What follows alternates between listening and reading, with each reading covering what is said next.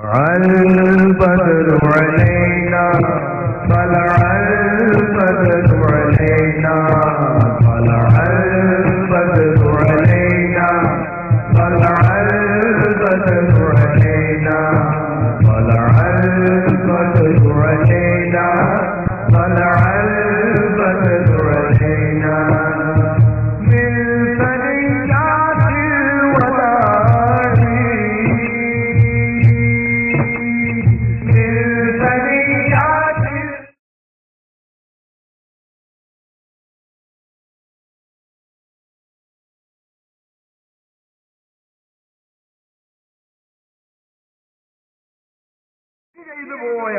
എന്റെ അടിമകളെ വിളിച്ചു പറയൂ നബിയേ, ലാ തഖ്നതു മിർ റഹ്മത്തില്ലാഹ്.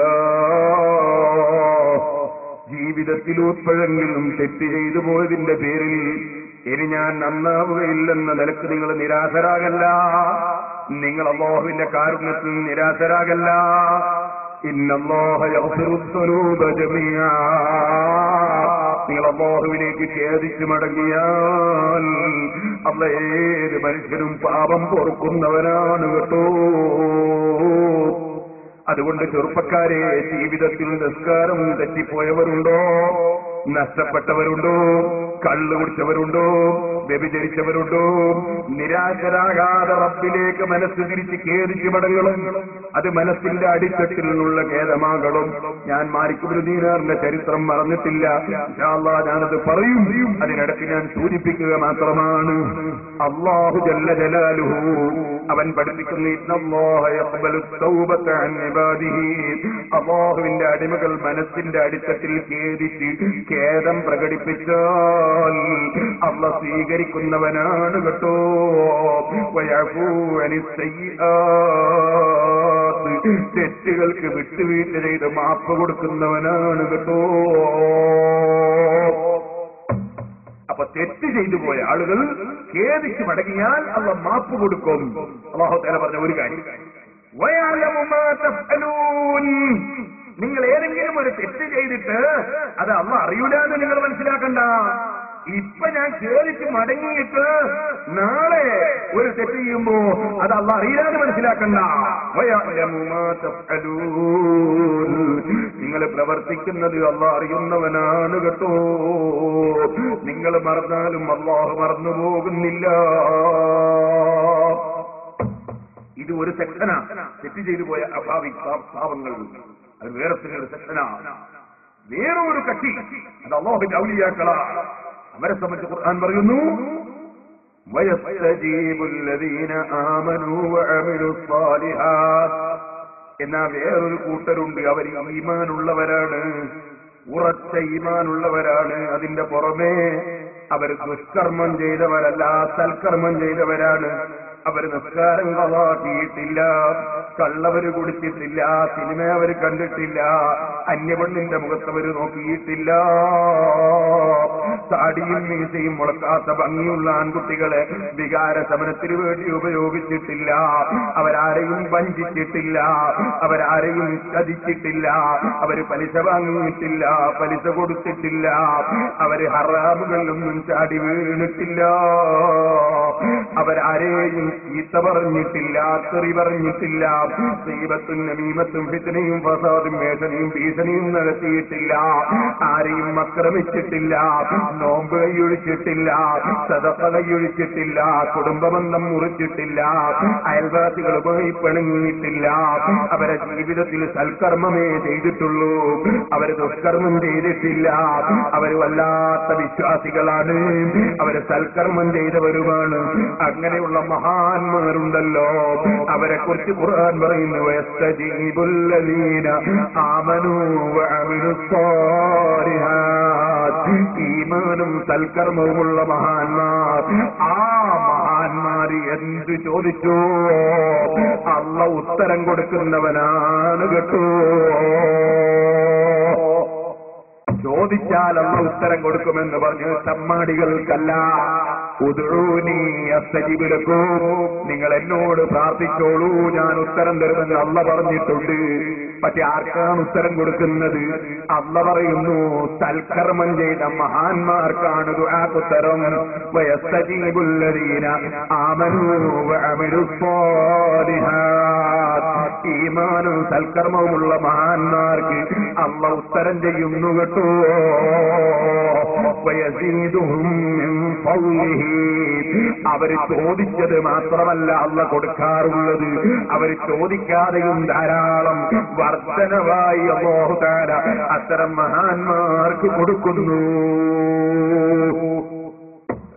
അതാണ് അല്ലാഹുവിന്റെ ഔലിയ. അവർ ചോദിക്കുന്നത് നമ്മൾ കൊടുക്കും. അതിന്റെ പുറമെ ചോദിക്കാതെ അല്ലാഹുവിന്റെ വകയിൽ വേറെയും കൊടുക്കും. അതാണ് ഔലിയാക്കൾ. അതാ എന്നൂടെ ഏകൻ ഉടയവൻ തന്റേകൽ ആകൂത്ത് ഞാൻ ചൊൽകിൽ ആകും അതെന്നോവർ. എന്താ കാരണം? കാരണം ദിക്റിൽ ചൊല്ലിയിട്ടുണ്ടല്ലോ. കേട്ടിട്ടില്ലേ നിങ്ങൾ? അല്ലാഹു ഹാദിരി അല്ലാഹു നാദിരി അല്ലാഹു സഹിദി അല്ലാഹു മഈ. അല്ല എനിക്ക് ഹാജറുള്ളവനാണ്, അല്ല എന്നെ വീക്ഷിക്കുന്നവനാണ്, അല്ല എന്നെ നോക്കുന്നവനും സംരക്ഷിക്കുന്നവനുമാണ്. അല്ലാഹു മഈ, അല്ല എന്റെ കൂടെയാണ്. അല്ല ഒരാളെ കൂടെയുണ്ടെങ്കിൽ അയാൾക്ക് നടക്കാത്ത കാര്യമില്ല. അല്ല കൂടെ ഉണ്ടാവുക എന്ന് പറഞ്ഞാൽ അല്ലാഹുവിന്റെ സഹായം ഉണ്ടാകലാണ്. ഈ സഹായം കിട്ടിയ ആളുകൾക്ക് അവര് ചോദിക്കുന്നത് അല്ല എന്ന് കൊടുക്കും. അതുകൊണ്ട് തന്നെ മാലിക് ഇബ്നു ദീനാർ റളിയല്ലാഹു അൻഹു ഈ വീട്ടിന് വേണ്ടി ചെലവഴിക്കുന്ന 1,00,000 ദീനാർ, 1,00,000 സ്വർണ്ണനാണയം എന്നെ ഏൽപ്പിച്ചാൽ സ്വർഗത്തിലൊരു സുന്ദരമായ മാളിക നിനക്ക് എഗ്രിമെന്റ് എഴുതി തരുമെന്ന് പറയാൻ ഭയപ്പെടേണ്ടതില്ല. കാരണം അല്ലാഹു മഈ, അല്ല എന്റെ കൂടെയുണ്ട്. ഒരു ഞെരിക്കക്കാരനെയല്ല കൂടെ കൂട്ടിയത്, പിന്നെ കഴിയാത്തവനല്ല സഹായത്തിന് കിട്ടിയത്. പിന്നെയോ എന്തിനും കഴിയുന്ന രാജാവിനെയാണ് കിട്ടിയത്. ആ രാജാവ് മനസ്സിൽ തോന്നിപ്പിച്ചു കൊടുത്തതനുസരിച്ച്, അറിവ് കൊടുത്തതനുസരിച്ചാണ് സംസാരം. അതാണ് സഹോദരന്മാരെ, മൂസാ നബി അലൈഹിസ്സലാത്തു വസ്സലാമിന്റെ ഉമ്മ സ്വന്തം കുട്ടിയെ പെട്ടിയിലാക്കിയിട്ട് കടലിൽ കൊണ്ടുപോയി ഒഴുകിയത് ഖുർആനിലില്ലേ? എന്താ കാരണം? അല്ലാഹുവിങ്കിൽ നിന്നുള്ള അറിവ് ലഭിച്ചു. ആ അറിവ് അത് ലഭിച്ചതുകൊണ്ടാ ചെയ്തത്. നേരത്തെ ബഹുമാനപ്പെട്ട എ.പി. മുഹമ്മദ് മുസ്ലിയാർ അല്ലാഹു അദ്ദേഹത്തിന് ദീർഘായുസ്സും ആഫിയത്തും തഖ്വയും മേറ്റി കൊടുക്കട്ടെ. അദ്ദേഹം പ്രസംഗത്തിൽ പറഞ്ഞു, നിങ്ങളോട് കശഫാണ് ഇൽഹാമാണെന്ന് പറഞ്ഞിട്ട് കളത്തൊരിക്കുന്ന ആൾക്കാർ എന്നൊക്കെ പറയൂ. അപ്പൊ നോക്കണം, ഖുർആനും ഹദീസിനും എതിരാണെങ്കിൽ സ്വീകരിക്കാൻ പാടില്ല, സ്വഹാബത്തും മഹാന്മാരും പഠിപ്പിച്ചതിനെതിരാണ് സ്വീകരിക്കാൻ പാടില്ല. ഇതിലങ്ങനത്തെ ഒന്നുമില്ല. ഇതിലിപ്പോ എന്താ ഉള്ളത്? 1,00,000 ദീനാർ സദഖ ചെയ്യാൻ വേണ്ടി തീരുവാണ്. അതിൽ ഖുർആൻ ഹദീസിന് ഒരു എതിരുമില്ല. പിന്നുള്ളത് അദ്ദേഹത്തിന് അല്ലാഹു തആല മനസ്സ് തോൽപ്പിച്ചു കൊടുക്കുന്നു. സ്വർഗം തരുമെന്ന് നിങ്ങൾ വാഗ്ദത്തം ചെയ്തോളൂ. നബി സല്ലല്ലാഹു അലൈഹി വസല്ലം തങ്ങൾ സ്വർഗം തരുമെന്ന് വാഗ്ദത്തം ചെയ്ത് നിങ്ങൾ സ്വർഗത്തിന്റെ അവകാശി തന്നെയാണ് എത്ര ആളുകളോട് പറഞ്ഞിട്ടുണ്ട്. അത് അല്ലാഹുവിന്റെ റസൂലിന് അല്ലാഹു തആല കൊടുത്ത സ്ഥാനമാണ്. മൗജൂദത്തിന്റെ പവറാണ്, ഇത് കറാമത്തിന്റെ പവറാണ്. അത് ഖുർആനിനും ഹദീസിനും ഇതെതിരല്ല. നേരെ മറിച്ച് തറാവീഹ് 8 മണിയിൽ ഇൽഹാമുണ്ടായാൽ പോളാന്ന് പറയണം. കാരണം അത് സഹാബത്തും അല്ലാഹുവിന്റെ റസൂലും പഠിപ്പിച്ചതിനെതിരാണ്, നമ്മുടെ മുൻഗാമികൾ പഠിപ്പിച്ചതിനെതിരാണ്. ഇവരെക്കാളൊക്കെ വേണ്ടി ഔലിയാക്കൾ, ശരിയായ ഔലിയാക്കളുണ്ടല്ലോ, അവർ പഠിപ്പിച്ചതിനെതിരാണ്. ഇവിടെ സ്വീകരിക്കാൻ പറ്റില്ല. അതിനെയാണ് അതിന്റെ മാനദണ്ഡം. ഇരിക്കട്ടെ, പറഞ്ഞു വന്നത് അപ്പൊ ഔലിയാക്കൾക്ക് അങ്ങനെ ഒരു പവറുണ്ട്. 3-ാം കക്ഷി വൽ കാഫിറൂന ലഹും അദാബുൻ ശദീദ്, അവിശ്വാസികൾക്ക് ശിക്ഷയാണ്. അപ്പൊ ഒരു കക്ഷി തെറ്റ് ചെയ്തു പോയ പാപികൾ, അവർ തൗബ ചെയ്താൽ അല്ലാഹു സ്വീകരിക്കും. 2-ാം കക്ഷി ഔലിയാക്കൾ, അവർ ചോദിച്ചാൽ അല്ലാഹു കൊടുക്കും. 3-ാം കക്ഷി അവിശ്വാസികൾ, അവർക്ക് ശിക്ഷയാണ്. ഇതാണ് ഈ ആയത്തിൽ അല്ലാഹു തആല 3 സെക്ഷൻ തിരിച്ചുകൊണ്ട് 3 വിഭാഗത്തെ സംബന്ധിച്ചും പറഞ്ഞത്. വഹുവല്ലദീ യഖ്ബലു തൗബത അൻ ഇബാദിഹി വയഅഫു അനി സയ്യിആതി വയഖ്ലബു മാ തഫ്അലൂൻ ويستجيب الذين آمنوا وعملوا الصالحات ويزيدهم من فضله والكافرون لهم عذاب شديد. അതുകൊണ്ട് മാലിക് ഇബ്നു ദീനാറിന് അങ്ങനെ കഴിയുമോ എന്ന ചോദ്യമൊന്നും ചോദിക്കണ്ട. ഞാൻ എന്റെ ചരിത്രത്തിലേക്ക് തന്നെ പോകട്ടെ. മാലിക് ഇബ്നു ദീനാർ റളിയല്ലാഹു അൻഹു ബഹുമാനപ്പെട്ടവർ എഴുതി കൊടുത്തു, സ്വർഗത്തിൽ ഒരു മാളിക. ആ മാളിക വീട്ടിൽ നിന്ന് ഒരിക്കലും ഇറങ്ങിപ്പോകേണ്ടതില്ല. അതിന്റെ ഭംഗി ഒരിക്കലും നശിക്കുന്നില്ല, അതിന് കേടുവരുന്നില്ല, സുനാമി ബാധിക്കുന്നില്ല, ഭൂകമ്പം ഭയപ്പെടേണ്ടതില്ല, ഇടിവെട്ടുന്നത് പേടിക്കേണ്ടതില്ല, കാറ്റും കോളും വരുമ്പോൾ ഭയപ്പെടേണ്ടതില്ല. സുന്ദരമായ മാളിക എഴുതി എന്ന് കൊടുത്തു. 1,00,000 ദീനാർ ഇങ്ങ് വാങ്ങി. ആ 1,00,000 ദീനാർ മുഴുവനും അന്ന് തന്നെ സാധുക്കൾക്ക് ധർമ്മം ചെയ്തെന്ന് തീർത്തു. മാലിക് ഇബ്നു ദീനാർ കാശും എടുത്തിട്ടില്ല. മുതലാളിൽ നിന്ന് വാങ്ങിയത് മുഴുവനും പാവപ്പെട്ടവർക്ക് കൊടുത്തങ്ങ് തീർത്തു. ഇടക്കിടക്ക് ഈ ചെറുപ്പക്കാരന് വേണ്ടി ദുആ ചെയ്യും. ജാഫർ ഇബ്നു സുലൈമാൻ റളിയല്ലാഹു അൻഹു പറയുന്നു, അങ്ങനെ കുറെ കാലം കുറെ ദിവസം കഴിഞ്ഞു. ഒരു ദിവസം ബഹുമാനപ്പെട്ട ശൈഖ് മാലിക് ഇബ്നു ദീനാർ റളിയല്ലാഹു അൻഹു സുബഹി നിസ്കാരം കഴിഞ്ഞപ്പോ മിഹ്റാബിൽ നിന്നൊരു ചെറിയ കഷ്ണം കടലാസ് കിട്ടി. ആ കടലാസെടുത്ത് വായിച്ചപ്പോ ബഹുമാനപ്പെട്ടവർ കരഞ്ഞു. കരഞ്ഞുകൊണ്ട് ബഹുമാനപ്പെട്ടവർ ആ കടലിനകത്തെടുത്ത് ഇങ്ങനെ കരഞ്ഞുകൊണ്ട് പറഞ്ഞു, ജാഫർ ഇബ്നു സുലൈമാൻ, സുബഹി കഴിഞ്ഞ ഉടനെ നമുക്കൊന്ന് യാത്ര പോകണം. എന്നെയും കൂട്ടിയിട്ട് യാത്രക്കിറങ്ങി. ഞങ്ങൾ രണ്ടുപേരും കൂടി നടന്നങ്ങ് ചെന്നപ്പോ ഞങ്ങൾ നേരത്തെ വലിയ മാളിക പണിയുന്നൊരു മുതലാളിയായ ചെറുപ്പക്കാരനെ കണ്ടില്ലേ? ആ ചെറുപ്പക്കാരന്റെ പഴയ വീട്ടിന്റെ സമീപത്തെത്തി. ചെന്ന് നോക്കുമ്പോ ആ വീട്ടിൽ നിന്ന് കരയുന്ന ശബ്ദം കേൾക്കുന്നു. സമീപത്ത് ചെന്ന് നോക്കുമ്പോ ഈ ചെറുപ്പക്കാരൻ മരിച്ചു കിടക്കുന്നു, മരിച്ചു കഴിഞ്ഞിരിക്കുന്നു. മാലിക് ഇബ്നു ദീനാർ റളിയല്ലാഹു അൻഹു ചോദിച്ചു, മരണപ്പെട്ടു കഴിഞ്ഞോ? അതേ, കഴിഞ്ഞു.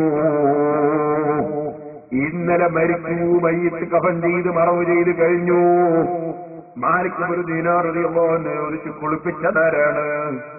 ആരാണ് പരിചരണത്തിനുണ്ടായത്? അതാ ഒരാൾ സമീപത്ത് വരുന്നു.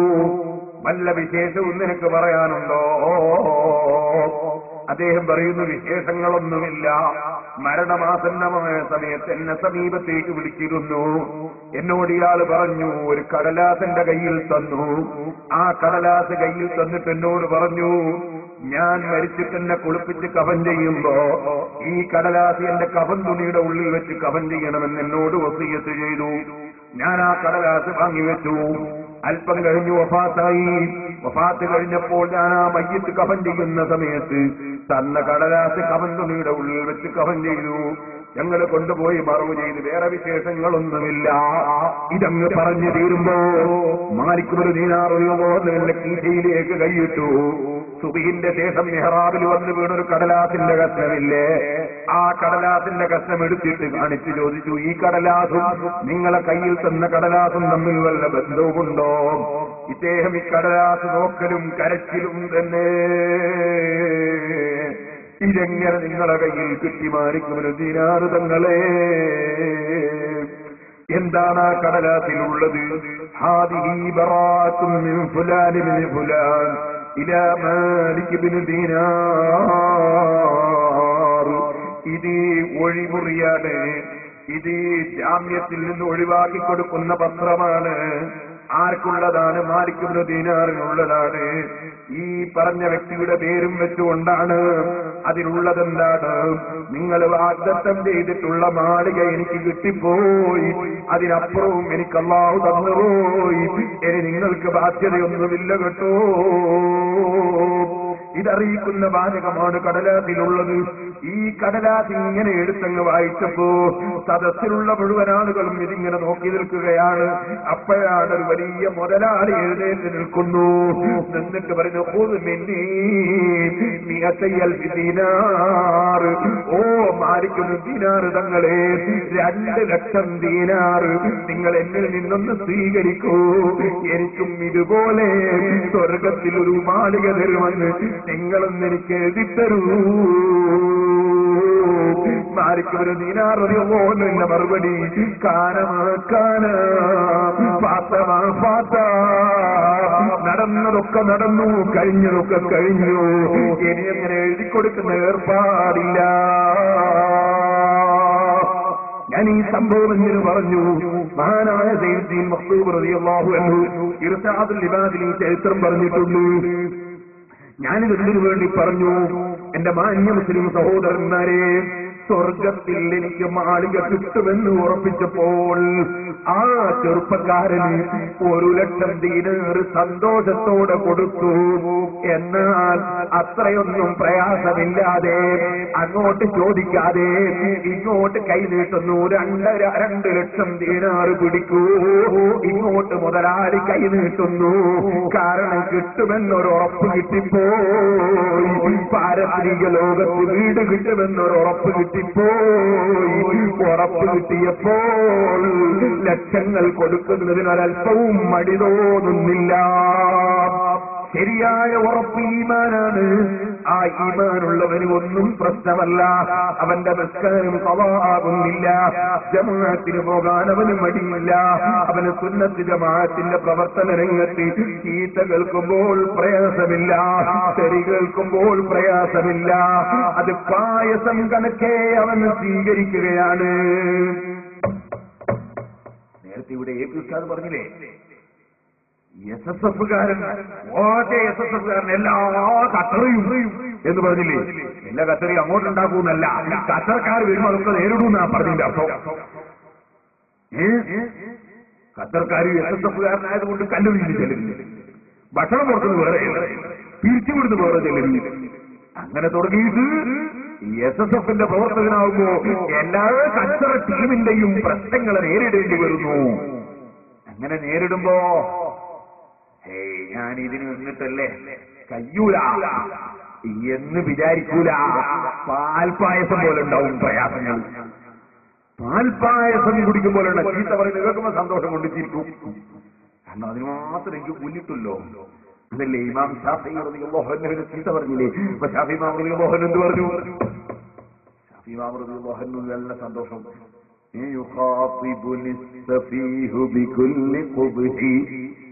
എല്ലാ കത്തറയും എന്നോട് സംസാരിക്കുന്നു, എല്ലാ മോശവും എന്നോട് പറയുന്നു. ആര്? വിവരമില്ലാത്ത ആൾക്കാർ.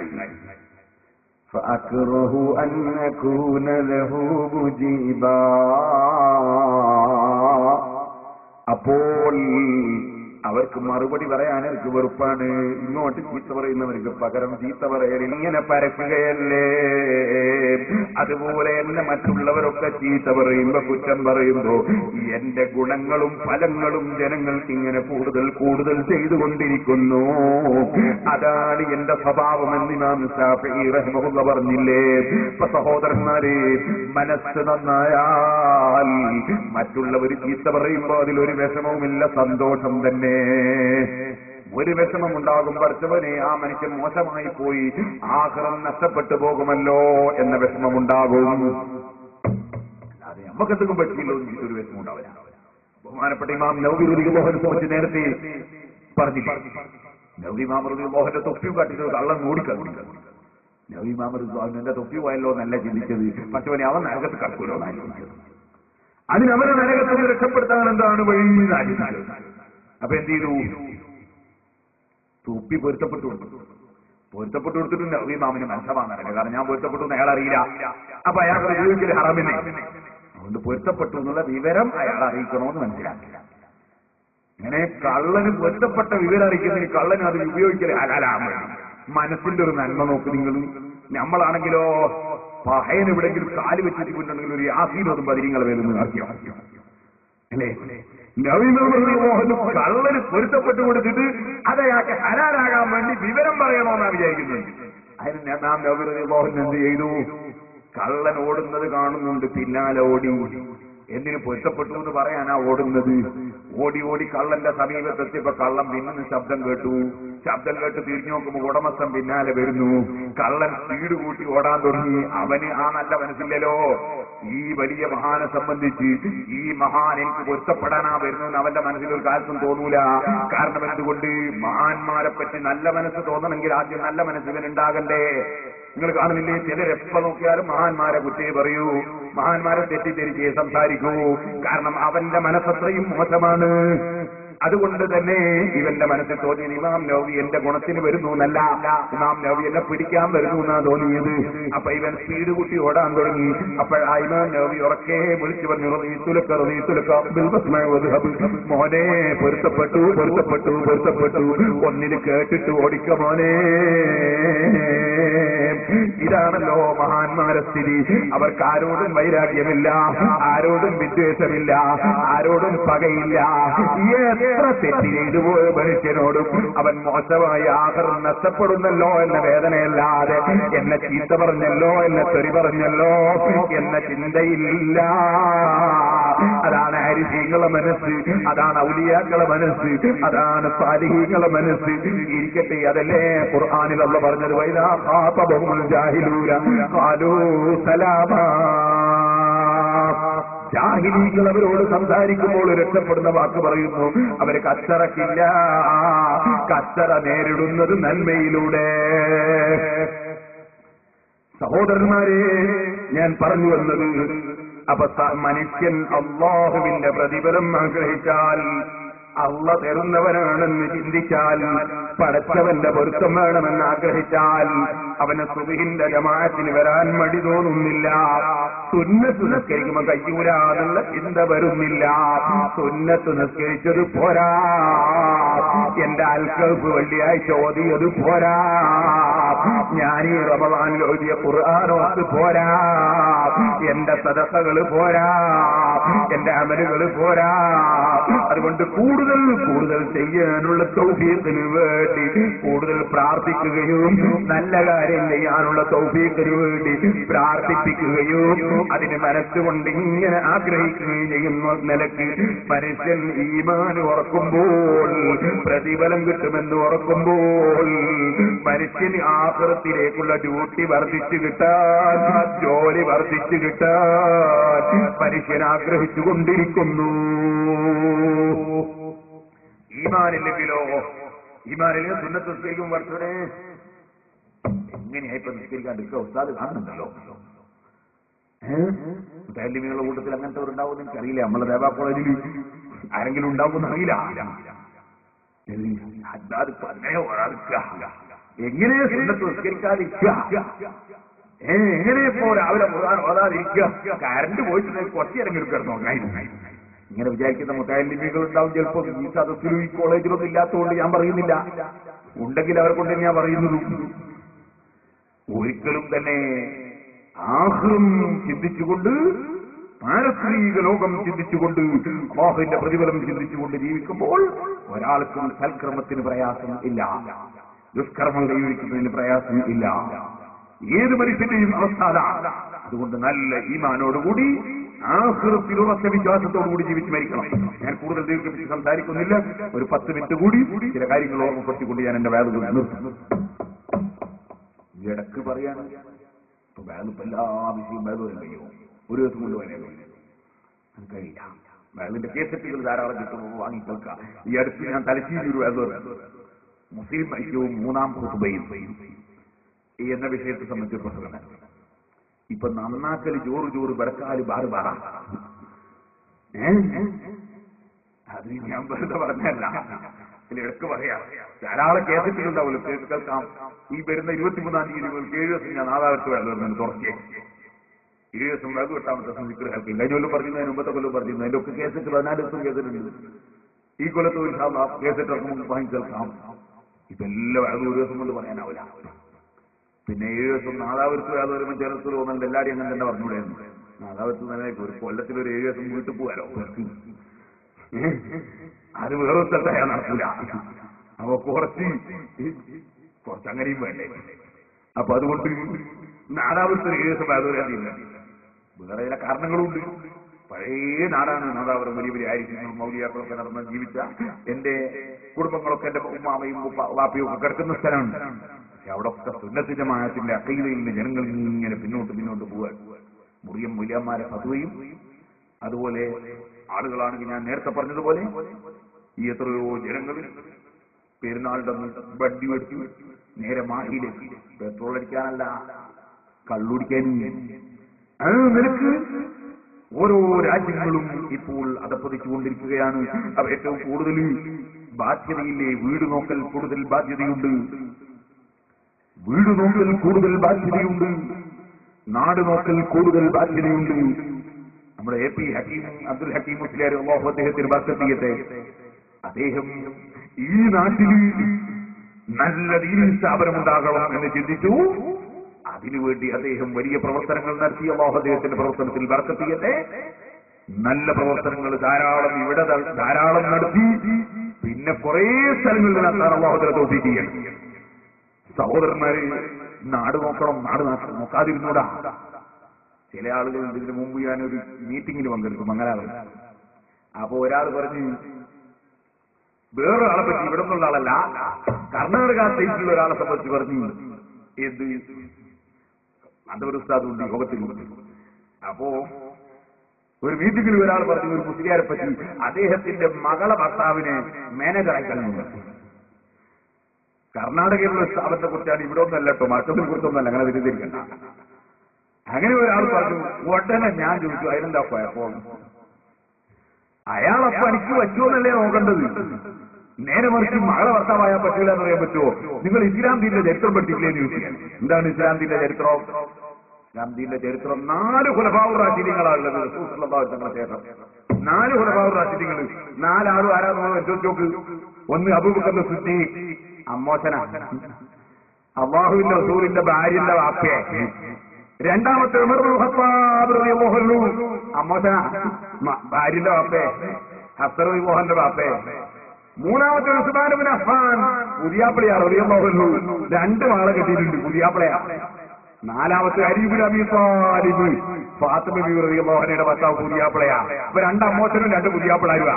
4 ഖുലഫാഉർ റാഷിദീങ്ങൾ. പിന്നെ അവിടുന്നല്ലേ നമ്മളെ ചരിത്രം തുടങ്ങുന്നതന്നെ.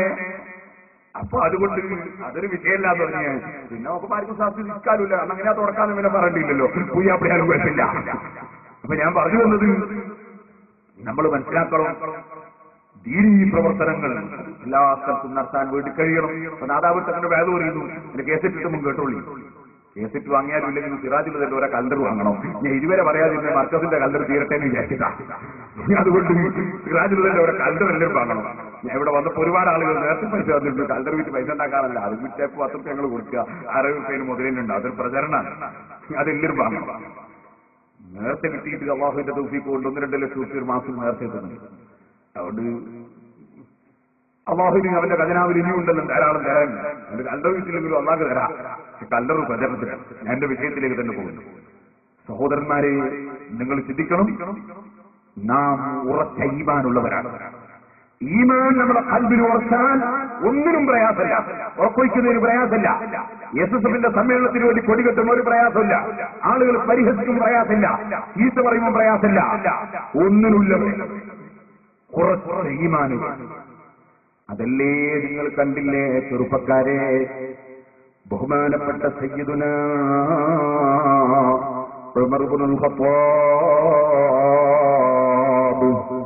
ആ ഉമർ ഇബ്നുൽ ഖത്താബിന് വലിയ പ്രശ്നമുണ്ടായതെപ്പോഴാ? ഒരു നേരത്തെ അസർ നിസ്കാരം ഖളാ ആയിപ്പോയി. എന്തുകൊണ്ട് ഖളാ ആയിപ്പോയി?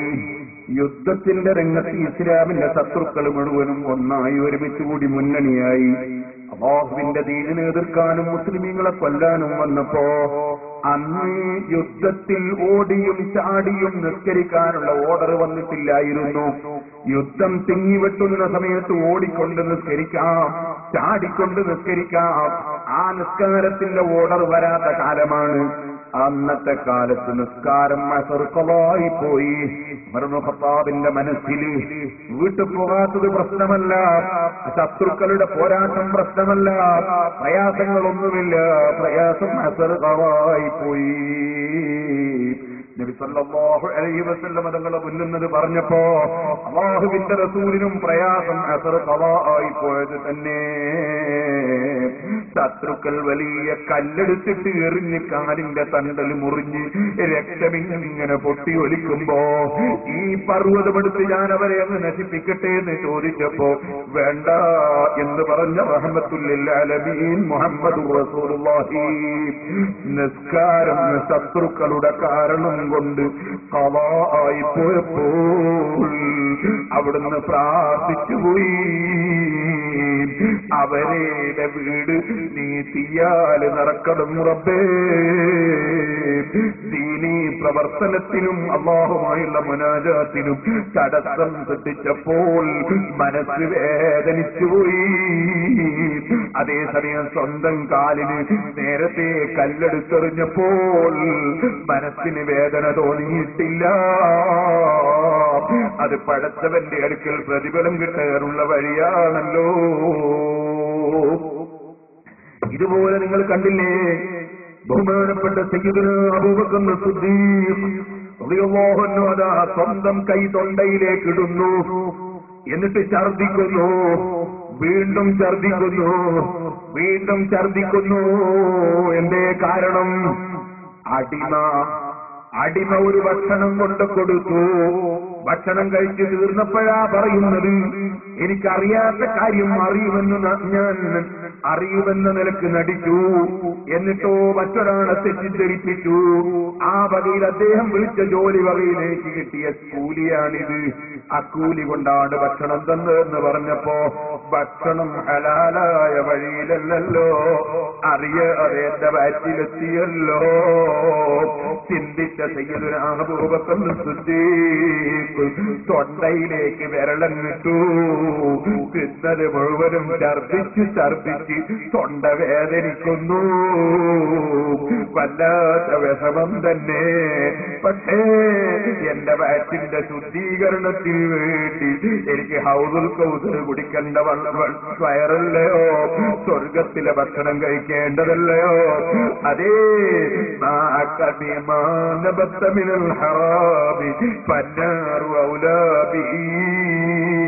ഹറാമിനാലുണ്ടായ മാംസം നരകം കൊണ്ട് ബന്ധപ്പെട്ടതാണല്ലോ. എനിക്ക് ഹറാമിന്റെ പോഷകങ്ങൾ വേണ്ട. അതുകൊണ്ട് തന്നെ ഓരോ തുള്ളിയും ഛർദിച്ചെന്ന് തീർത്തു. അവർക്കപ്പ ഛർദിക്കുന്ന സമയത്ത് പ്രയാസം തോന്നുന്നില്ല. ഇത് മുഴുവനും പുറത്തു വന്നില്ലെങ്കിലേ പ്രയാസമുള്ളൂ. ഹലാലല്ലാത്തതിന്റെ വയറ്റിൽ പറ്റില്ല എന്ന് നിർബന്ധമാണ്. ഓ സഹോദരന്മാരെ, സജ്ജനങ്ങളുടെ മുഴുവനും ചരിത്രം അത് തന്നെയല്ലേ. രാത്രി സമയത്ത് വലിയ ചാക്കം തലയിൽ വെച്ച് പോകുന്നു, ചെറിയ ടിന്നിൽ സെയ്ത്തും എടുത്തു പോകുന്നു. പാവപ്പെട്ട പെണ്ണിന്റെ ചുരുച്ചെറ്റപ്പരയുടെ മുൻഭാഗത്ത് കൊണ്ടുപോയി വെച്ച് സ്വന്തം തന്നെ കല്ല് കൊണ്ടുവന്ന് വെച്ച് കല്ലിന്റെ മേലെ പത്തിരി ചുടാനുള്ള ഉപകരണം വെച്ച് തീയൂതി കത്തിക്കുന്നു.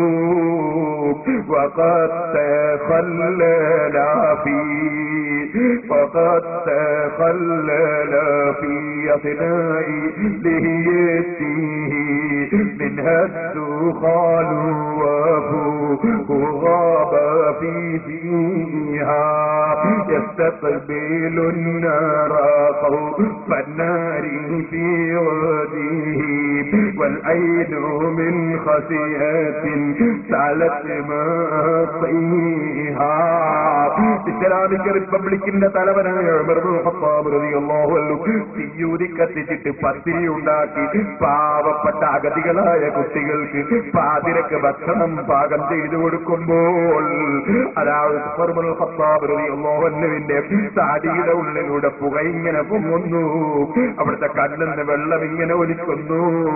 പക്ഷേ വെള്ളമൊലിക്കുന്നതിന്റെ കാരണം എന്താണ്? ഈ തീയുമായി ബന്ധപ്പെട്ടതിന്റെ പേരിൽ പടച്ചറപ്പിന്റെ നരകത്തിൽ നിന്ന് മോചനം കിട്ടണമല്ലോ. വിശ്വാസം ഹൃദയത്തിന്റെ ഉള്ളിലങ്ങ് രൂഢമൂലമായപ്പോ നേരത്തെ ഒരു റൗഡിയായി ജീവിച്ച ഉമർ ഇബ്നുൽ ഖത്താബ് അതാ അവിടുന്ന് ആഖിറത്തിന്റെ വിഷയത്തിനല്ലാതെ ഒന്നിനും വില കൽപ്പിക്കുന്നില്ല. ആഖിറം ചിന്തിച്ച് കരയുന്നു. അസറിന്റെ ജമാഅത്ത് 2 തോട്ടം കാണാൻ പോയി തിരിച്ചു വരുമ്പോ അസറിന്റെ ജമാഅത്ത് കഴിഞ്ഞു പോയതിനാൽ 2 തോട്ടവും സംഭാവന ചെയ്യുന്നു. ഈമാൻ ഉറച്ചാൽ മനുഷ്യന്റെ ചിന്ത ആഖിറം വിജയിക്കണമെന്നതാണ്. ആ ചിന്തയിലങ്ങ് മുന്നോട്ട് പോകുമ്പോ എല്ലാം എളുപ്പം തന്നെ. ശരിക്കത്തിന്റെ പ്രശ്നമേ ഇല്ല. അല്ലാഹു ജല്ല ജലാലുഹു നമ്മുടെ ഖൽബിൽ സാലിഹായ അമലുകൾ എളുപ്പം തോന്നുന്ന മുഅ്മിനീങ്ങളിൽ ഉൾപ്പെടുത്തി തരട്ടെ. തെറ്റുകളിൽ നിന്ന് മാറി ജീവിക്കാൻ തൗഫീഖ് നൽകട്ടെ. ഞാൻ എന്റെ പ്രസംഗം ഒരു ചെറിയ ചരിത്രം കൂടി പറഞ്ഞു നിർത്തട്ടെ.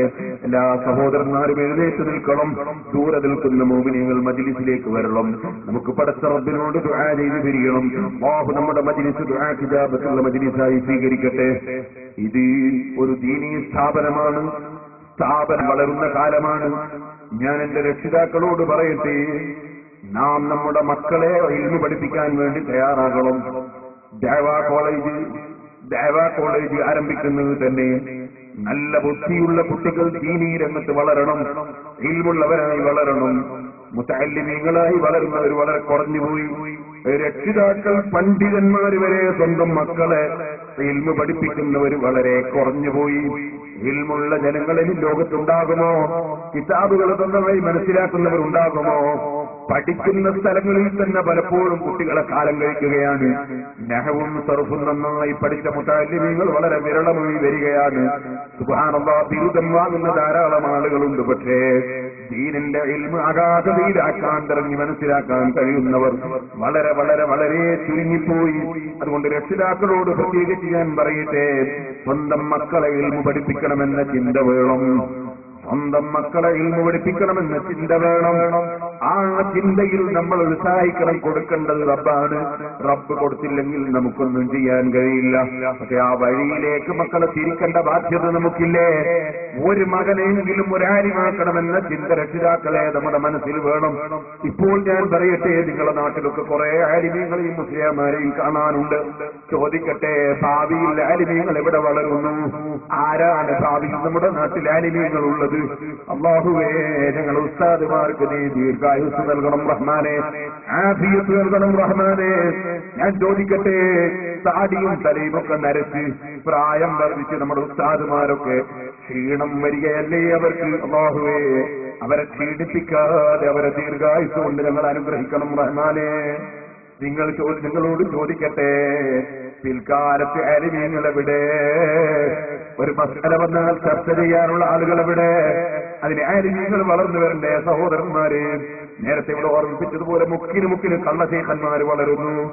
മുക്കിന് പല ചോദ്യവാദികളും വളരുന്നു. ദീനീ രംഗത്ത് ദീന് നശിപ്പിക്കാനുള്ള എല്ലാ കക്ഷികളും ഒറ്റക്കെട്ടായി നീങ്ങുന്നു. അല്ലാഹുവിന്റെ ദീന് ഹഖായി മനസ്സിലാക്കി ജനങ്ങൾക്ക് ബോധ്യപ്പെടുത്താനുള്ള ആലിമീങ്ങൾ വളർന്നു വരണ്ടേ? ദഅവാ കോളേജിൽ പഠിക്കുന്ന കുട്ടികളോട് ഞാൻ പറയട്ടെ, ഉദ്യോഗസ്ഥരാകണം എന്ന ചിന്തയിൽ പഠിക്കുന്നതിന് പകരം ആലിമാകണം എന്ന ചിന്തയിൽ പഠിക്കാൻ നോക്കണം. എന്തേ ഉദ്യോഗസ്ഥൻ എന്ന് പറഞ്ഞാൽ നേരത്തെ ഞാൻ പറഞ്ഞതുപോലെ ദുനിയാവിന്റെ ഇൽമല്ലയോ, ശാസ്ത്രീയമായ ഇൽമ് അള്ളാഹ് ഏത് ധിക്കാരിക്കും കൊടുക്കുന്നതല്ലേ? ശാസ്ത്രീയമായ അറിവ് ഏത് നിരീശ്വരവാദിക്കും അള്ള കൊടുക്കുന്ന ഇൽമല്ലേ അത്? ഏത് തോന്നിവാസിക്കും, ഏത് കള്ളുകുടിയരും, ഏത് വ്യഭിചാരിക്കും, ഏത് തെമ്മാരിക്കും അള്ളാഹു തആല കൊടുക്കുന്ന ഇൽമല്ലേ അത്? ശാസ്ത്രീയമായ അറിവും മറ്റു അറിവും അത് വേണ്ടാന്നല്ല ഞാൻ പറയുന്നത്. അതേ സമയത്ത് മുന്തിയ ഇൽമ് ഏതാണ്? നിലനിൽക്കുന്ന ഇൽമ് ഏതാണ്? ശരിയായ ഇൽമ് ഏതാണ്? അത് ശർഈയായ ഇൽമല്ലയോ? അല്ലാഹുവിനെ കുറിച്ചുള്ള അറിവല്ലയോ? ഏറ്റവും ഉയർന്നവനും വലിയവനുമായ അല്ലാഹുവിനെ കുറിച്ചുള്ള അറിവല്ലേ ഏറ്റവും വലിയ അറിവ്? ഏറ്റവും മുന്തിയ ഏറ്റവും വലിയ മഹാനായ അല്ലാഹുവിന്റെ റസൂലിനെ കുറിച്ചുള്ള അറിവല്ലേ ഏറ്റവും വലിയ അറിവ്? അള്ളയും റസൂലും പഠിപ്പിച്ച അറിവല്ലേ ഏറ്റവും വലിയ അറിവ്? അതല്ലേ ഒരിക്കലും അവസാനിക്കാത്ത ലോകത്തിന് വേണ്ടിയുള്ള അറിവ്, ഒരിക്കലും അവസാനിക്കാത്ത കാലത്തിന് വേണ്ടിയുള്ള അറിവ്. അതല്ലേ നിലനിൽക്കുന്ന മാളികൾക്ക് വേണ്ടിയുള്ള അറിവ്, അതല്ലേ ദുഃഖം മുന്നിലില്ലാത്ത സുഖജീവിതത്തിന് വേണ്ടിയുള്ള അറിവ്. ആ അറിവ് നേടിയെടുക്കാൻ പള്ളി തെറുസിലെ മുതഅല്ലിമീങ്ങളും കോളേജുകളിൽ പഠിക്കുന്ന മുതഅല്ലിമീങ്ങളും എല്ലാവരും നന്നായി ശ്രമിക്കണം. അതാ പഠിക്കുന്ന സമയത്ത്, അതേ പഠിക്കുമ്പോ ഇതാ ഭൗതികമായ അറിവ് നേടുമ്പോ കയ്യിൽ കാശില്ലെങ്കിൽ കാശില്ലാതെ തന്നെ പഠിപ്പിക്കാനുള്ളൊരു വഴിയാണ് ദേവാ കോളേജിൽ പഠിപ്പിക്കൽ എന്ന് മനസ്സിലാക്കി ഭൗതിക വിവരം കിട്ടാൻ വേണ്ടി ദേവാ കോളേജിലേക്ക് മക്കളെ ചേർക്കുന്നതിന് പകരം മനസ്സൊന്ന് നന്നാക്കൂ മനുഷ്യ. ആഖിറം രക്ഷപ്പെടാൻ വേണ്ടി, മരിച്ചാൽ എനിക്ക് വേണ്ടി പ്രാർത്ഥിക്കാൻ വേണ്ടി, ഇൽമ് പ്രചരിപ്പിക്കുന്ന ഒരു ആലിം ഉണ്ടാകാൻ വേണ്ടി എന്റെ മകൻ ദേവാ കോളേജിൽ പഠിക്കണമെന്ന് ചിന്തിക്കണം. മുതഅല്ലിമീങ്ങളെ ഖൽബും ഒന്ന് ചിന്തിക്കണം. ആഖിറത്തിന് വേണ്ടിയുള്ള ഇൽമാകണം പഠിക്കുന്നത്. അതിനാണ് ഫലം. ആഖിറത്തിന് വേണ്ടി പഠിച്ചവർക്ക് ദുനിയാവ് കൊടുക്കാനും അള്ള കഴിവുള്ളവൻ തന്നെ. അല്ലെങ്കിലും ദുനിയാവ് ആരിവിടെ ജീവിച്ചാലും തീർന്നു പോകുന്നതല്ലേ, അവസാനിക്കുന്നതല്ലേ. അവസാനിക്കാത്തത് നേടിയെടുക്കുന്നവനല്ലേ ഭാഗ്യമുള്ളവൻ. ഈ ചിന്ത മുതഅല്ലിമീങ്ങളെ ഖൽബിൽ ഉണ്ടാകണമെന്ന് പ്രത്യേകമായി ഉണർത്തട്ടെ. ചെറുപ്പക്കാരെ, നിങ്ങൾ കണ്ടോ ബഹുമാനപ്പെട്ട മുആദ് ബിൻ അംർ ഇബ്നുൽ ജമൂഹ റളിയല്ലാഹു അൻഹു ചെറുപ്പക്കാരനാണ്, മുഅബ്ബിദും ചെറുപ്പക്കാരനാണ്, ഖല്ലാദും ചെറുപ്പക്കാരനാണ്. ബാപ്പന്റെ കാലിന് മുടന്താണ്. അംർ ഇബ്നുൽ ജമൂഹ എന്ന ബാപ്പന്റെ പേരാണ്. അംർ ഇബ്നുൽ ജമൂഹ ഇസ്ലാമിന്റെ കഠിന വിരോധിയാണ്. ആ ബാപ്പയെ ഹിദായത്തിൽ കൊണ്ടുവരണമെന്ന ചിന്തയിലാണ് 3 ചെറുപ്പക്കാരായ മക്കൾ. നേരത്തെ SSFകാരെ സംബന്ധിച്ച് പറഞ്ഞില്ലേ, അതേ നല്ല ചിന്തയുള്ള ബാപ്പയെ സന്മാർഗത്തിലെത്തിക്കണമെന്ന് ചിന്തിക്കുന്ന 3 ചെറുപ്പക്കാരായ മക്കൾ. ആ 3 മക്കളുടെ പ്രവർത്തനം കൊണ്ട് ഉമ്മ ഇസ്ലാം മതം സ്വീകരിച്ചു. ബാപ്പയുടെ അടുക്കലങ്ങാടുക്കാൻ കഴിയുന്നില്ല. ഉമ്മ ഇസ്ലാം മതം സ്വീകരിച്ചു. ബാപ്പക്ക് മക്കള് ഉമ്മക്ക് ഖുർആൻ ഓതിക്കൊടുക്കുമ്പോ ബാപ്പ വന്നങ്ങനെ ഓടിക്കളയും. അതുപോലെ ഉമ്മ തന്നെയും ഖുർആൻ മറച്ചു വെക്കും. ബാപ്പ അംർ ഇബ്നുൽ ജമൂഹ വലിയ ചുണ്ടിക്കാരനാണ്. സുബ്ഹാനല്ലാഹ്, മക്കളെ മനസ്സിലുള്ള ഏറ്റവും വലിയ ആഗ്രഹം ബാപ്പയൊന്ന് നന്നാകണമെന്നാണ്. ആ ചിന്തയിൽ ഇരിക്കുമ്പോ ഒരു ദിവസം ഭാര്യ ഖുർആൻ ഓതുന്നത് കേട്ടു. അതൊന്ന് കേൾക്കണമെന്ന് തോന്നിയ ഖുർആനിന്റെ വശീകരണ ശക്തിയല്ലേ, ഖുർആൻ ഒരു വല്ലാത്ത ഗ്രന്ഥമല്ലേ. ലൗ അൻസൽനാ ഹാദൽ ഖുർആന അലാ ജബലിൻ ലറഅയ്തഹു ഖാശിഅൻ മുതസദ്ദിഅൻ മിൻ ഖശിയത്തില്ലാഹ്. ഖുർആനിന്റെ ഫലം അത് നമുക്ക് വർണ്ണിക്കാൻ കഴിയുന്നതിന്റെ അപ്പുറമല്ലേ. ഓ മുസ്ലിമീങ്ങളെ, ഒരു ദിവസം കുറഞ്ഞ സമയമെങ്കിലും ഖുർആൻ ഓതാൻ വേണ്ടി സമയം കണ്ടെത്തിക്കണം. അല്ലാഹുവിന്റെ കലാം ഒരു ദിവസം നമ്മൾ ഓതിയാൽ അത് അല്ലാഹുമായുള്ളൊരു ബന്ധമല്ലേ, അതൊരു വലിയ ഭാഗ്യമല്ലേ. റബ്ബേ, നിന്റെ ഖുർആൻ ഓതാലകൾക്ക് തൗഫീഖ് തരണം റഹ്മാനേ. രണ്ടാമതായി അല്ലാഹുവിന്റെ റസൂലിന്റെ പേരിൽ സ്വലാത്ത് വർദ്ധിപ്പിക്കാൻ നോക്കണം. അത് അല്ലാഹുവിന്റെ റസൂലുമായുള്ള ബന്ധം സ്ഥാപിക്കുന്നതിന് വളരെ വലിയ കാരണം തന്നെ. ഇരിക്കട്ടെ, ഇപ്പോഴതിലേക്കൊന്നും കടന്ന് സംസാരിക്കുന്നില്ല. ഖുർആൻ കേട്ടു. അത് കേട്ടപ്പോൾ മക്കളെ ചാൻസലങ്ങ് ചോദിച്ചു, ബാപ്പാ നിങ്ങൾക്കും നിങ്ങൾ ഈ മനാസനെയും ആരാധിച്ചിരിക്കുന്ന നിങ്ങൾ അത് വിട്ടിട്ടൊന്ന് ഇസ്ലാമിലേക്ക് വന്നുകൂടെ?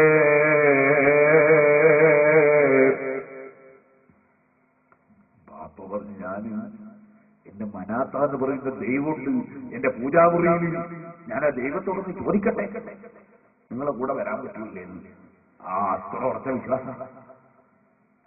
സമൂഹമെല്ലാം പോയി വലിയ ആദരവോടെ മനാത്താന്ന് പറയുന്ന ദൈവത്തിന്റെ അടുക്കൽ നിന്നിട്ട് ചോദിച്ചു, ഇങ്ങനെ ഒന്ന് കേൾക്കുന്നുണ്ട്, ഒരു ഖുർആൻ നല്ല രസമുണ്ടതില്ല, അതിന്റെ ആശയം എന്ന് പറഞ്ഞാൽ ലാ ഇലാഹ ഇല്ലല്ലാഹ്, ആരാധനക്കർഹം വേറാറില്ല എന്നാണ്, നിന്നെ ആരാധിക്കണ്ടെന്നാണ് ആശയം. പിന്നെ പറയുന്നൊക്കെ നല്ല ആശയങ്ങളാണ്. ഈ ഒറ്റ ഒന്ന് മാത്രമേ ഉള്ളൂ എനിക്ക് പിടിക്കാത്ത, അതൊക്കെ എനിക്ക് പിടിക്കൂന്ന് ഞാൻ വിചാരിക്കുന്നത്. വെള്ളോട്ടത്താണെന്ന് നിങ്ങൾക്ക് കുഴപ്പമുണ്ടാവില്ല. ഇത് പറഞ്ഞു പിടിക്കുമെന്നറിയില്ല. എന്റെ അഭിപ്രായം എന്താന്ന് ചോദിച്ചു, ഇത് കല്ലുകൊണ്ടുണ്ടാക്കിയ സാധനമല്ല, ഇതുണ്ടോ മിണ്ടുന്നു, ഇതിങ്ങനെ നിൽക്കുക തന്നെ. ഇയാൾ കുറെ ചോദിച്ചു, എന്നാ ഞാൻ ചോദിച്ച ഇഷ്ടപ്പെട്ടിട്ടുണ്ടാവില്ലേ, എന്നാ ഞാൻ മറന്നാന്ന് പറഞ്ഞു. 3 മണിക്കും കഴിഞ്ഞു. അപ്പൊ മക്കൾക്ക് തോന്നി ബാപ്പനെ ഹിദായത്താക്കാൻ എന്നൊരു പണിവാണല്ലോ. നല്ല മക്കള്, ഒരു മകന് രാത്രി മെല്ലെ വീട്ടിന്റെ ഉള്ളിലല്ലേ ഇതുള്ളത്, മെല്ലെ ഈ സാധനം എടുത്തിട്ട് വെച്ചിട്ട് കൊണ്ട് ഒളിപ്പിച്ചു. പിറ്റേന്ന് നേർമ്പളത്തി ആളി ഒന്ന് നോക്കുമ്പോ ഇതില്ല.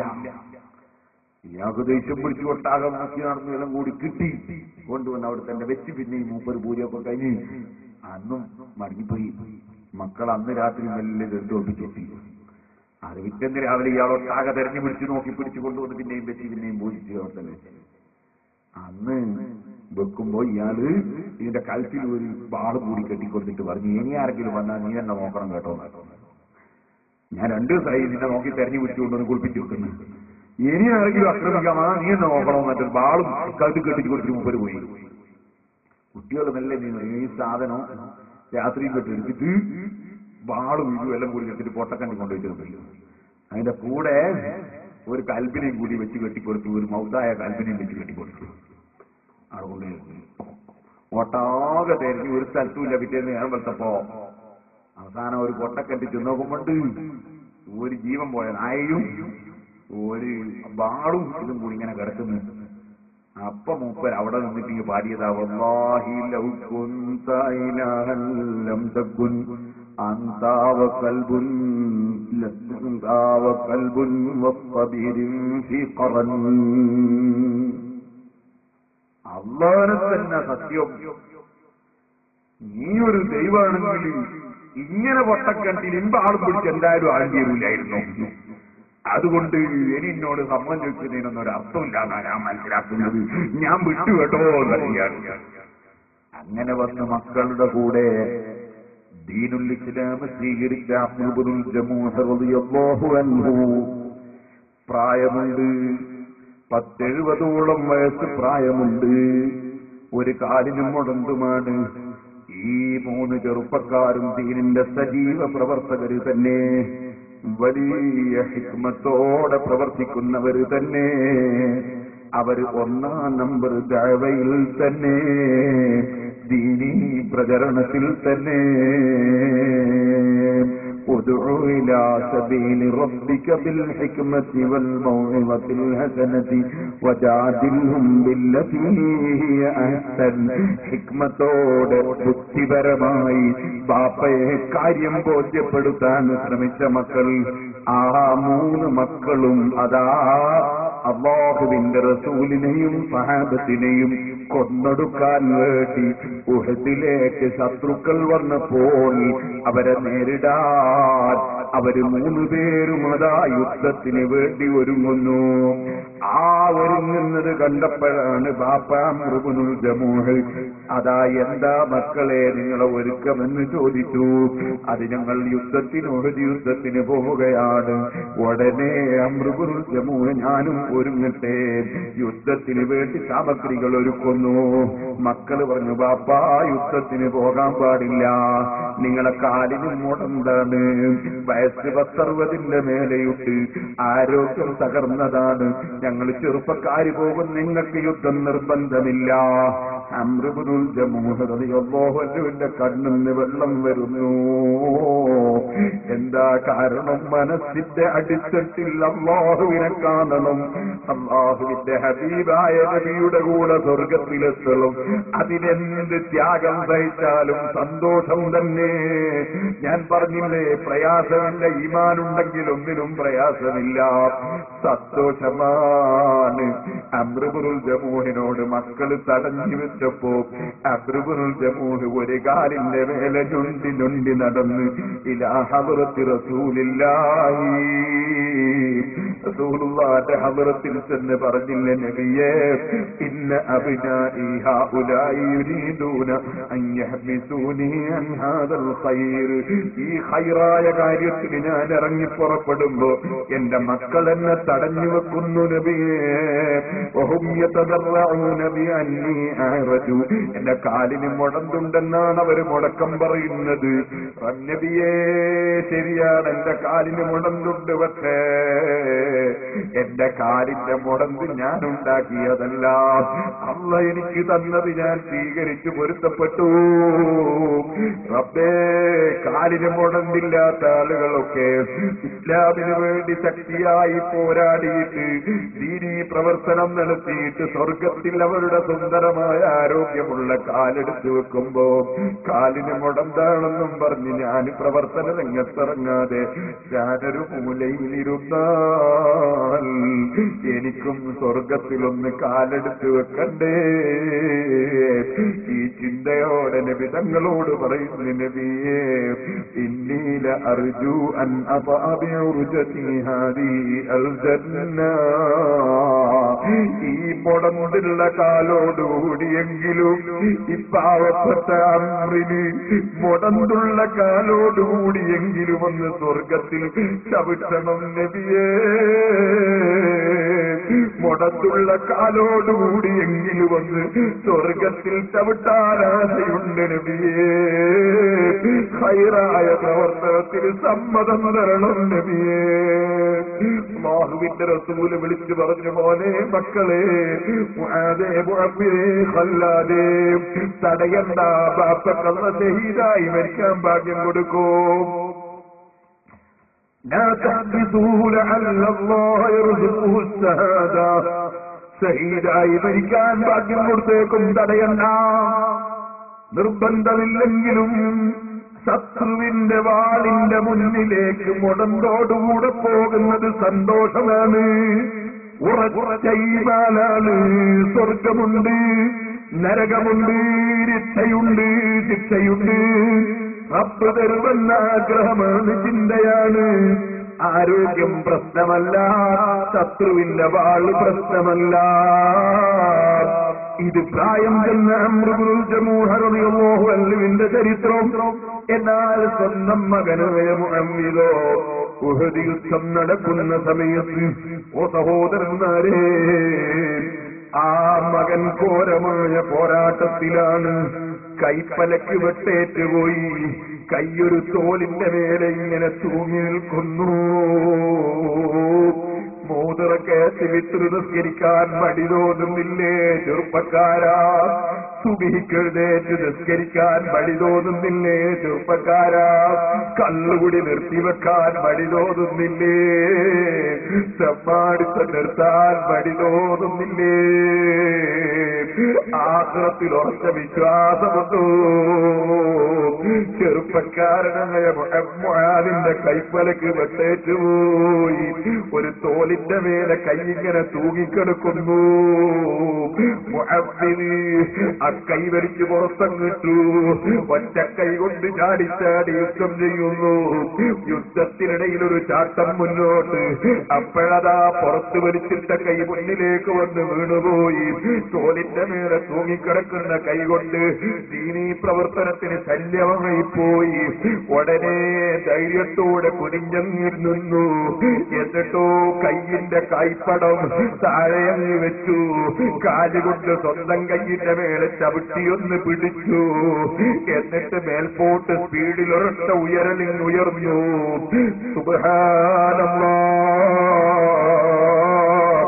നീണ്ട നാര് പൊളിച്ചെടുക്കുന്നത് പോലെ കയ്യിന്റെ ഭാഗത്ത് നിന്ന് നീണ്ട ഒരു തോലിന്റെ കഷ്ണത്തോടുകൂടി കൈ പറിച്ചിങ്ങെടുത്തു. മറുഭാഗത്തങ്ങ് മാറ്റിവെച്ചു. ഞാൻ അള്ളാന്റെ പൊരുത്തത്തിന് വേണ്ടി, അള്ളാന്റെ ദീനിന് വേണ്ടി കഠിനാധ്വാനം ചെയ്യുമ്പോ ശല്യം ചെയ്യുന്ന കയ്യവിടെ നിൽക്കട്ടെ. ഒറ്റക്കൈ കൊണ്ട് ഘോരമായ പോരാട്ടം തന്നെ. അപ്പുറത്ത് പ്രായം ചെന്ന ബാപ്പയോ, ബാപ്പ ഇങ്ങനെ ഞൊണ്ടി നടന്നു. ഒരു യുദ്ധത്തിലതാ ശത്രുക്കൾ പല കിംവദന്തികളും വരുത്തി, പല ചതിപ്രയോഗങ്ങളും നടത്തി. മുസ്ലിം സൈന്യത്തിൽ പലരും വിഷമിച്ചു പോയ സമയത്ത് പ്രായമുള്ള മുടന്തുള്ള മഹാനായ അമ്രുൽ ജമൂഹ് റളിയല്ലാഹു അൻഹു മുടന്തോടുകൂടെ കുനിഞ്ഞ് നിവർന്നിങ്ങനെ പ്രവർത്തന രംഗത്താണ്. ആ സമയത്തിനിടയിൽ അതാ ശത്രുക്കൾ വന്നിങ്ങ് പൊതിഞ്ഞപ്പോ അവിടുന്ന് ഇങ്ങനെ ഉറക്കെ വിളിച്ചു പറയുന്നു, ഇന്നീലവസ്ഥ കുന്നിരൽ ജന്ന, ഇന്നീലവസ്ഥ കുന്നിരൽ ജന്ന, ഇന്നീലവസ്ഥ കുന്നിരൽ ജന്ന. ഞാൻ സ്വർഗത്തിലെ ആശ വെച്ചവനാൻ, സ്വർഗത്തിലേക്ക് ആശ വെച്ചവനാൻ, ഞാൻ സ്വർഗത്തിലേക്ക് ആശ വെച്ചവനാൻ. നിങ്ങൾ വെട്ടിയിട്ട് കാര്യമില്ല, കുത്തിയിട്ട് കാര്യമില്ല, എന്റെ പ്രായം നിങ്ങൾ നോക്കേണ്ടതില്ല, എന്റെ കാലിന്റെ മുടന്ന് നിങ്ങൾ പരിഗണിക്കേണ്ടതില്ല. ഞാൻ സ്വർഗത്തിലേക്ക് മനസ്സ് വെച്ചവനാൻ. അതാ ഒരു വെട്ടേറ്റ് രണ്ട് കഷ്ടമായി വീടുപോയി.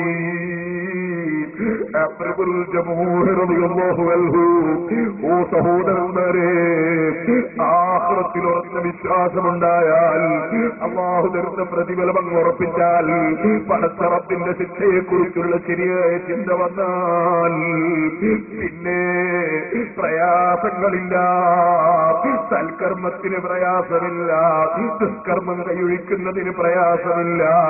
നമ്മൾ അല്ലാഹുവിനെ തഖ്വ ചെയ്ത് ജീവിച്ച് മരിക്കണം, അല്ലാഹുവിനെ ഭയപ്പെട്ട് ജീവിച്ച് മരിക്കണം. ഈ പാവപ്പെട്ട എന്നോടും നിങ്ങളോടും വസിയ്യത്ത് ചെയ്ത് നിർത്തട്ടെ.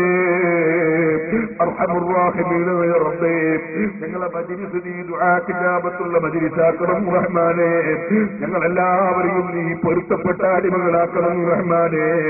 നല്ല ചിന്ത ഖൽബിൽ വളർത്തിത്തരണം റഹ്മാനേ.